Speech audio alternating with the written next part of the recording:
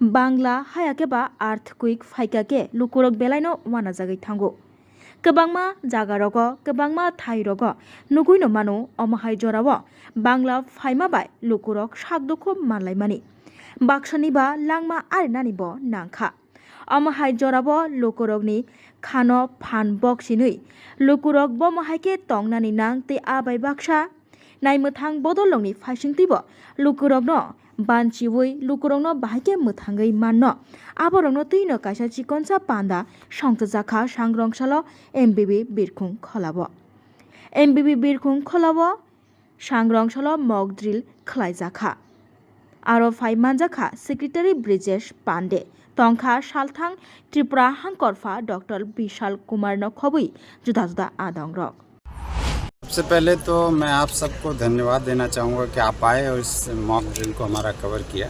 जो आज की जो मॉक ड्रिल थी एक्चुअली मतलब मल्टी एजेंसी कोऑर्डिनेशन के साथ एनडीएमए की लीडरशिप में किया गया था। इसमें जो सबसे इम्पोर्टेंट बात थी वो एयरपोर्ट से रिलेटेड थी कि यहाँ पर एयरपोर्ट में अगर मान लीजिए अर्थक्वेक आता है तो उसके बाद कोई डिज़ास्टर होता है तो उसके लिए हम कैसे रिस्पॉन्स करें। तो उसके लिए ये बेसिकली पैसेंजर को कैसे सेव करें या कोई प्रॉपर्टी उसको कैसे सेव करें और कैसे हमें फर्स्ट रिस्पोंडेंट उसके बाद कैसे हमें इसको हैंडल करना चाहिए।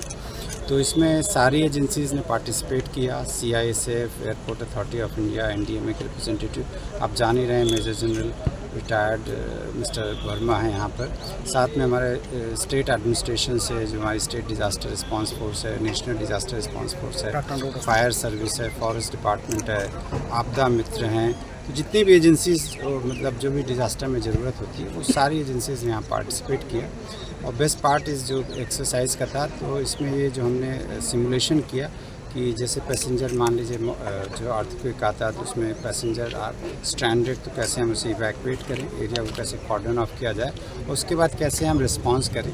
तो इसके हमने बहुत सारे स्टेप्स कर रखे थे कि जब ये होता है तो सायरन बजता है, उसके बाद फर्स्ट रिस्पांस आता है कि पता चलता है कि डिज़ास्टर हो गया है, यानी अर्थक्वेक आया है और हमें रिस्पांस करना शुरू करना है। इसमें डायरेक्टर जो एयरपोर्ट है उनका एक रोल है, साथ में हमारा जो इमीडिएट रिस्पांस सिस्टम है उसके कमांड एंड कंट्रोल का काम सिविल एडमिनिस्ट्रेशन ले रखा था। तो कैसे एक एक एजेंसी आएगी और उनके साथ आपस में कैसे कोऑर्डिनेट करके हम पैसेंजर को कैसे सेव करेंगे। तो ये पूरी एक्सरसाइज की गई है और बहुत सारी लर्निंग थी क्योंकि इतनी सारी एजेंसीज़ सेंट्रल स्टेट गवर्नमेंट की और लोकल लोगों ने पार्टिसिपेट किया।